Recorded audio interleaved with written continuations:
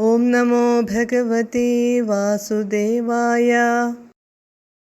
ജഗദീശ ഭവത്പരാ തദാനീം കമനീയാ കമലാ ബഭൂവ ദേവി അമലാമവലോക്യ യാം വിലോലഃ സകലോപി സ്പൃഹയാം ബഭൂവ ലോകഃ. പദാനുപദം.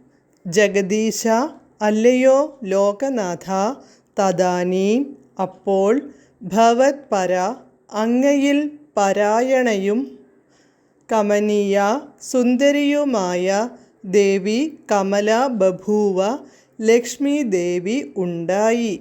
സകല അപി ലോകാഹ, ലോകരെല്ലാം, അമലാം, പരിശുദ്ധയായ, യാം, ഏതൊരുവളെ, അവലോക്യ, കണ്ടിട്ട്, വിലോലഹ, മനസ്സിളകി, സ്പൃഹയാം ബഭൂവ, അസൂയയുള്ളവരായി തീർന്നു.